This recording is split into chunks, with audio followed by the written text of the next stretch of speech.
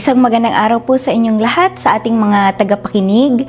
At ngayong araw na ito po ay pag-uusapan natin, ano nga ba yung salitang inflammation? Lagi po natin itong naririnig or nababasa. Ito ba ay masama or mabuti para sa ating kalusugan? Yan po ang pag-uusapan natin ngayon. Simulan na po natin. Itong salitang inflammation po, ito po ay tumutukoy actually doon sa reaction ng ating katawan as a defense or depensa sa anumang bagay na pwedeng makasama sa ating kalusugan. Ang halimbawa po nitong mga bagay na pwedeng makasama sa atin ay yung mga mikrobyo tulad ng bacteria at viruses at yung iba pa pong mga toxins tulad ng mga unnatural ingredients sa pagkain na kapag nasobrahan nating kainin ay eventually magre-resulta po ito sa tinatawag na chronic inflammation at paghina ng ating katawan. Kasama din po sa mga ito yung lead mula sa tubig na naiinom ng isang tao at asbestos mula sa mga construction materials. Ano nga ba ang nangyayari sa ating katawan, sa katawan ng tao kapag nagkakaroon ng inflammation? Ang mga karaniwang sintomas po ng inflammation ay yung pain, nagkakaroon po ng pananakit sa katawan, warmth, medyo mainit po yung pakiramdam halimbawa ng balat, nagkakaroon din po ng swelling, pamamaga, at loss of function. Halimbawa po, hindi maigalaw ng maayos ng isang pasyente ang kanyang tuhod nang dahil sa inflamed na kasukasuan or joints, pagkakaroon ng paghina sa pang-amoy kapag may sipon o hirap sa paghinga kung may bronchitis ang isang pasyente. Yan po yung tinatawag na loss of function. Kapag napinsala po ang isang bahagi or part ng ating katawan dahil sa mga mikrobyong ito or anumang toxins, ang napinsalang cells, ito po ay maglalabas ng iba't ibang substances or chemicals tulad ng mga histamine, bradykinin, prostaglandins. At itong mga substances po na ito ang magiging dahilan para mag-dilate or lumuwag yung mga maliliit na ugat natin at para mas maraming dugo ang makadaloy sa site kung saan nagkaroon ng injury or pinsala. Ngayon, ang sunod po, sa pagdami ng daloy ng dugo sa injury site, ito po ang nagiging dahilan kung bakit nagkakaroon ng pamumula or redness, yung mainit na pakiramdam or warmth, at pamamaga or swelling. Kasabay po ng pagdami ng dugo doon sa napinsalang parte ng katawan or doon sa injury site ay mas maraming immune system na cells. Katulad po nitong mga white blood cells natin, ang dadaloy din dito. Ang atin pong immune system cells, ito ang primarily tumutulong para magsimula ang healing or paggaling ng mga na-damage na cells or tissues. At ang karamihan po ng mga white blood cells natin sa katawan ay tinatawag na phagocytes. Itong mga phagocytes po na ito, kinakain nila yung mga mikrobyo or iba pang foreign particles sa ating katawan na nagdudulot nitong inflammation at yung mga cellular debris or yung mga damage na bahagi ng ating cells or tissues mula sa injury. So, kinakain po yan ng ating white blood cells. Nakakaranas naman po ng pananakit or pain ang isang tao dulot ng inflammation dahil kasabay po ng pamamaga or swelling ay naiipit din yung ilang ugat natin sa katawan at ito ay ini-interpret ng ating utak as pain. At the same time, yung pong mga substances tulad ng histamine, bradykinin at prostaglandins na inilalabas ng mga napinsalang cells at tissues ay nagiging sanhi din po ito para maging sensitibo ang ating katawan sa sakit or pain. Kapag masyadong matagal na po na nangyayari itong inflammation sa katawan ng isang tao, halimbawa kapag ito ay nangyayari na for several months to several years, tinatawag na po itong chronic inflammation, pangmatagalan. At itong chronic inflammation, ito po ay pwedeng magresulta sa pagkapinsala ng ating mga cells kasama na ang ating DNA, ang ating mga tissues or body organs. Ano po ba itong mga body organs natin? Atay, kidneys, puso, utak. So itong chronic inflammation, pwede na po itong magresulta sa pagkapinsala nitong mga internal organs natin. At marami pong mga scientific studies na nagsasabing itong chronic inflammation ang karaniwang sanhi ng pagkakasakit tulad ng diabetes, arthritis, high blood pressure at iba pang sakit sa puso, asthma, depression, Parkinson's disease, cancer at marami pa pong iba. May ilan pong reasons kung bakit nagkakaroon ng chronic inflammation sa katawan ng tao o kapag itong inflammation ay tumatagal na ng ilang buwan or ilang taon. Una, kung hindi po totally nagamot or napatay yung mga mikrobyong nagiging sanhi ng ating pagkakasakit. At kailan po ba ito nangyayari? Halimbawa po ay yung kung meron po tayong na-acquire na bacteria, tulad ng bacteria na nagiging sanhi ng TB or tuberculosis, ito po yung Mycobacterium tuberculosis, fungi at iba pang mga parasites na pwedeng magdulot ng pagtatae or pamamaga sa katawan.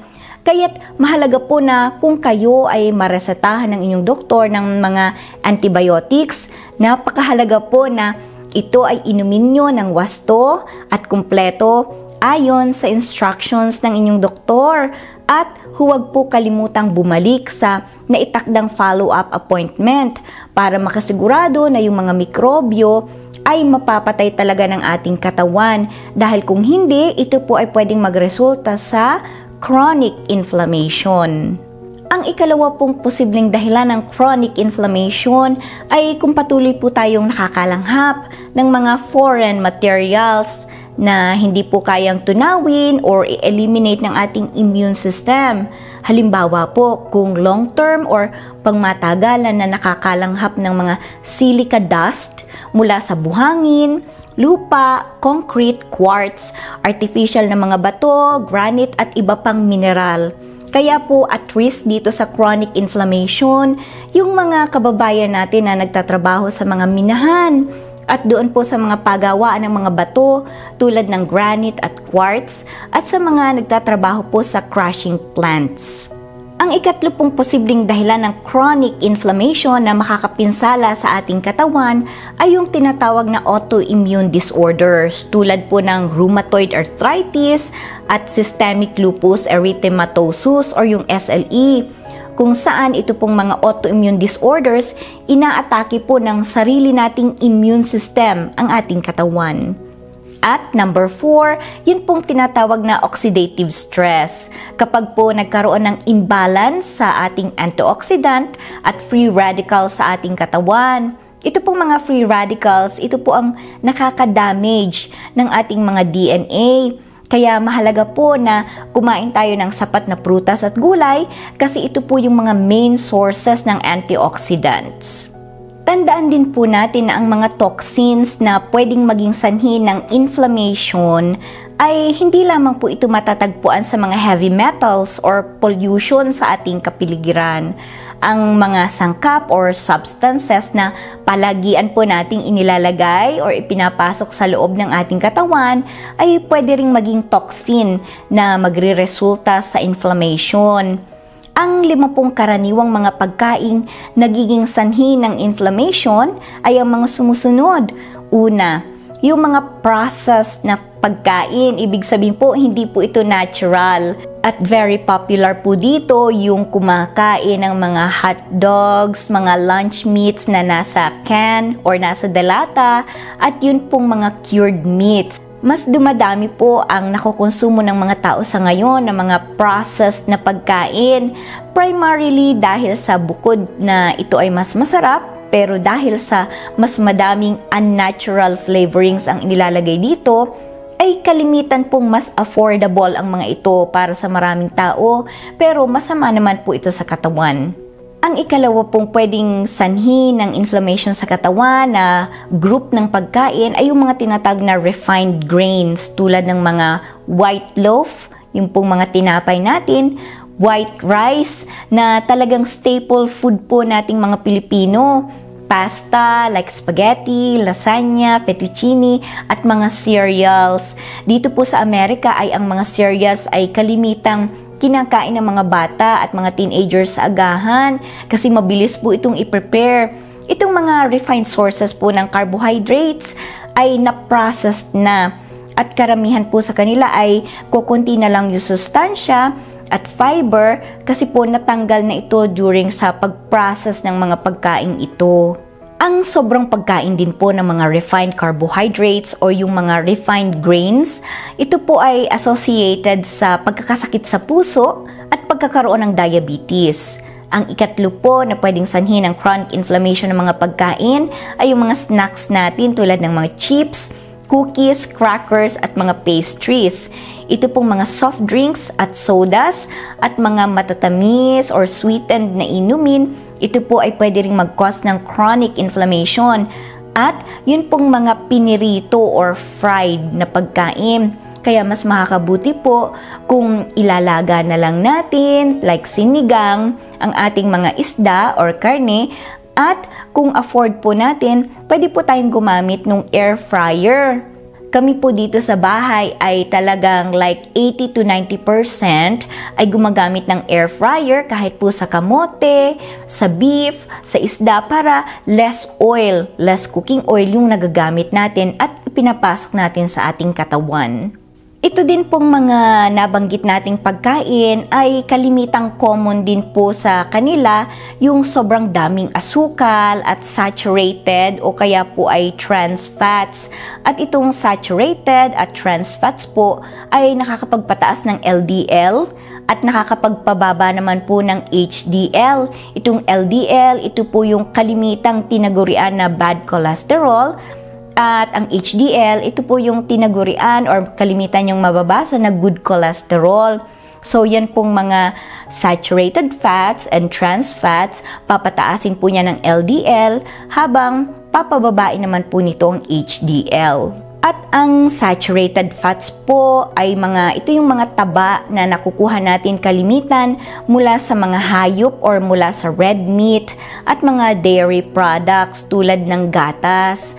Ang trans fat naman po ay meron din ito mula sa hayop pero ang karamihan po sa mga trans fats na ating nakakain ay artificial. Marami pong mga restaurants at food processing industries ang gumagamit ng tinatawag na hydrogenated oil na siya pong isa sa primary source ng trans fat.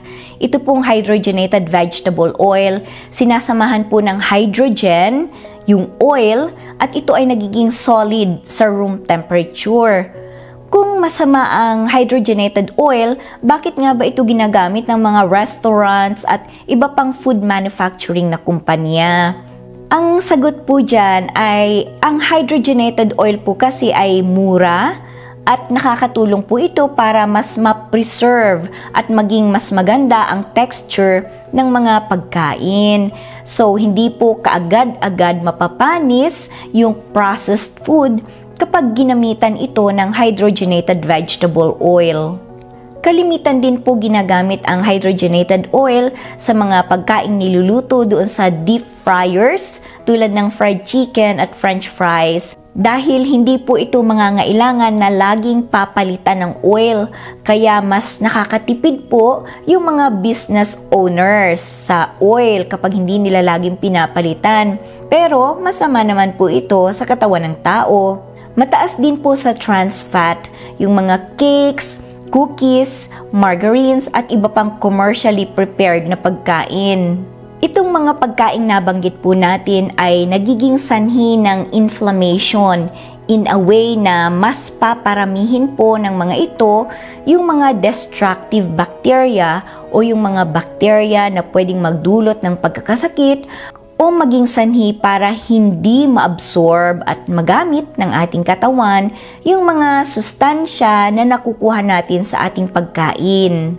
At mas magiging konti yung mga good bacteria natin sa intestine. So, hindi po lahat ng bacteria ay masama.